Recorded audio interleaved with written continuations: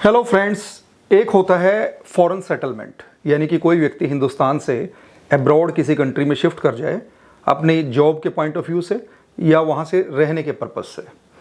और एक होता है अब्रॉड विजिट करना, जस्ट घूमने के लिए जाना।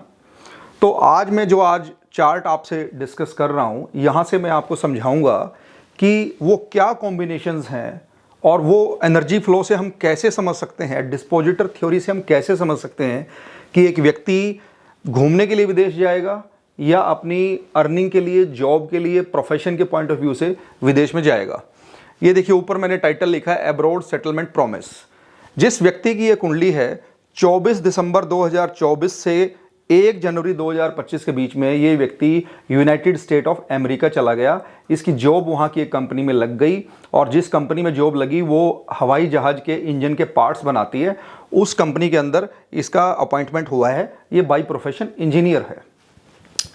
तो अब देखिए, जो ये सूक्ष्म दशा थी शनि की 24 दिसंबर 2024 से 1 जनवरी 2025 के बीच में, ये इसी दशा के दौरान यानी कि जब शनि एक्टिवेट हुआ तो इमीडिएट फॉरेन चला गया।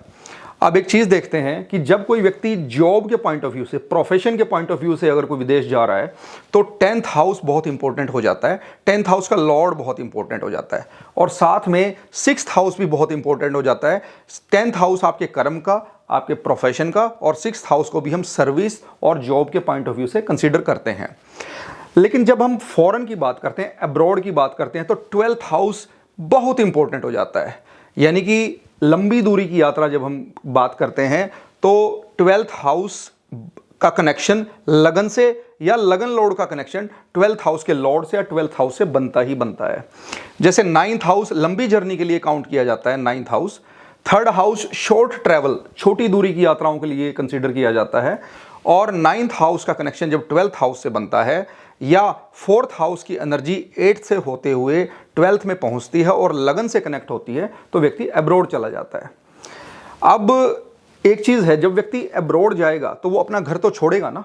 यानी कि व्यक्ति का जो डोमेस्टिक हाउस है, डोमेस्टिक इन्वायरमेंट है जहां वो रहता है, ये 4th हाउस उसको रिप्रेजेंट करता है। 4th हाउस जब कमजोर होगा तभी व्यक्ति घर से निकलेगा और ट्रैवल करेगा, या छोटी दूरी का ट्रैवल करेगा या लंबी दूरी का ट्रैवल करेगा। तो 4th हाउस का कमजोर होना बहुत ज़रूरी है। और 4th हाउस जब एक्टिवेट होगा, 4th हाउस के लॉर्ड की जब दशा होगी तो उस सिचुएशन में वो व्यक्ति को घर से बाहर निकाल देता है। अभी इस कुंडली के अंदर ये मिथुन लगन की कुंडली है। यहाँ पर लगन का लॉर्ड बुध है और यहाँ पर 4th हाउस का लॉर्ड भी बुध है। अब एक चीज़ देखिए, ये 4th हाउस का जो लॉर्ड बुध है ये बैठा है 8th हाउस में, यानी कि 4th हाउस की एनर्जी 8th हाउस में जा रही है।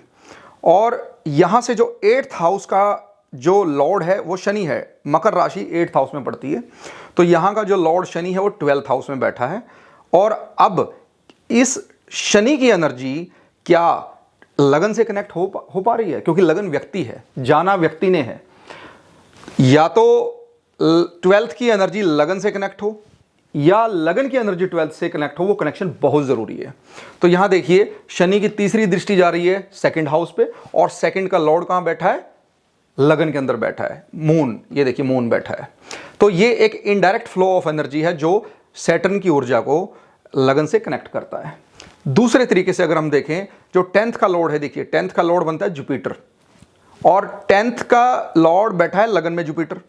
तो यानी कि 10th की ऊर्जा, कर्म की ऊर्जा, प्रोफेशन की ऊर्जा कहाँ जा रही है? व्यक्ति के पास जा रही है, लगन के पास जा रही है। फिर 6th हाउस का जो लॉर्ड है, जो सर्विस का और जो जॉब का लॉर्ड है, यहाँ पे मंगल बनता है। मंगल भी 10th हाउस में बैठा है। तो यानी कि ये जो जुपिटर लगन के अंदर बैठा है, जुपिटर की राशि में यहाँ मंगल बैठा है, तो ये 6th की एनर्जी यानी मंगल की एनर्जी को भी कैरी करके लगन तक ले जा रहा है। तो दूसरा, अब यहाँ पर देखिए, ये जो राहु यहाँ पे आपको दिखाई दे रहा है और राहु जो को लॉर्ड बनता है वो बनता है 9th हाउस का। राहु अगर 9th हाउस का को लॉर्ड बन रहा है यहाँ पे, यानी कि एक्वेरियस का को लॉर्ड बन रहा है, तो इनडायरेक्टली हम ये कह सकते हैं कि 9th हाउस की एनर्जी भी कहाँ जा रही है? लगन पे जा रही है। उसके बाद 8th और 11th हाउस, नहीं 8th और 9th हाउस दोनों का जो लॉर्ड है, यहाँ पे देखिए 8th हाउस का लॉर्ड मकर राशि का शनि और 9th हाउस का लॉर्ड एक्वेरियस का भी शनि बनता है।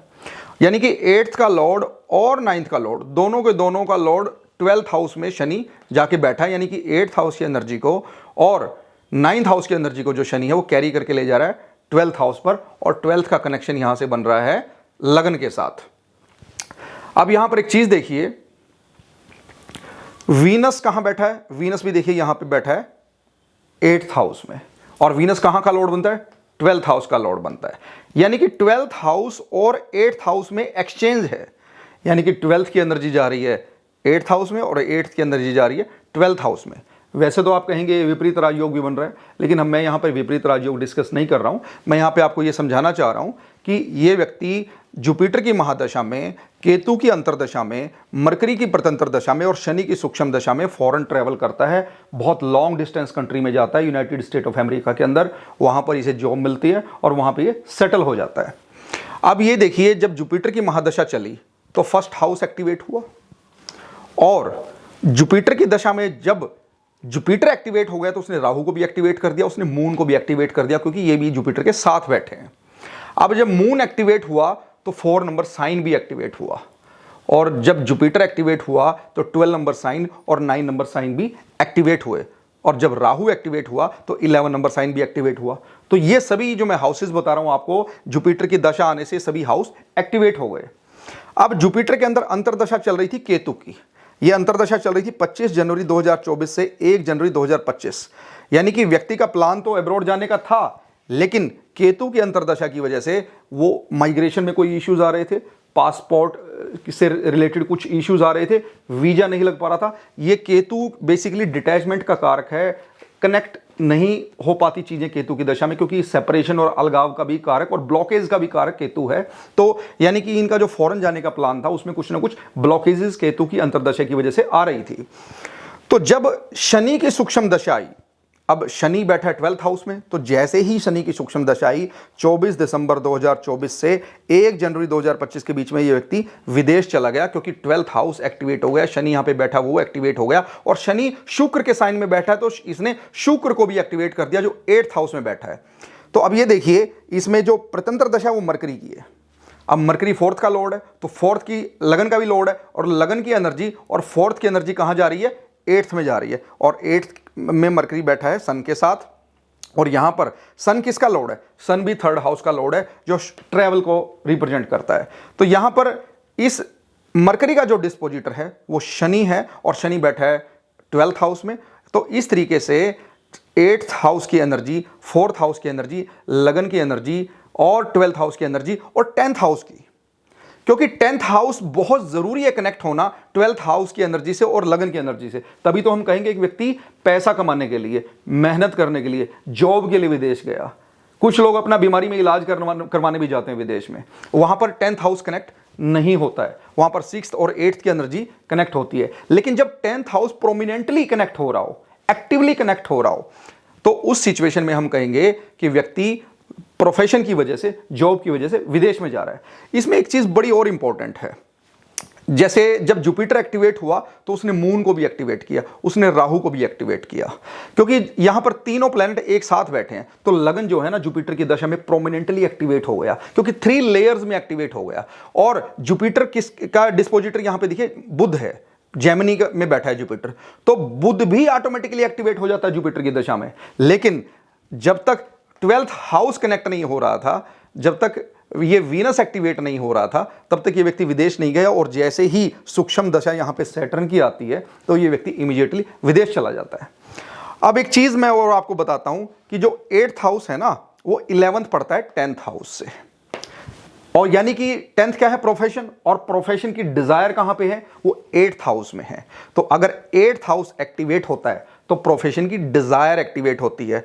और इस तरीके से हम ये भी कह सकते हैं कि 8th में जब डिजायर है 10th की, तो और दोनों की एनर्जी 12th से होती हुई लगन से कनेक्ट होती है, तो यानी कि व्यक्ति, इस चार्ट में क्लियर दिखाई दे रहा है कि व्यक्ति जॉब के पॉइंट ऑफ व्यू से, प्रोफेशन के पॉइंट ऑफ व्यू से, अर्निंग पॉइंट ऑफ व्यू से अब्रॉड में उसका जॉब लगा, उसका वीजा क्लियर हुआ, माइग्रेशन क्लियर हुआ, और उस तरीके से वो यूएसए के अंदर सेटल हुआ।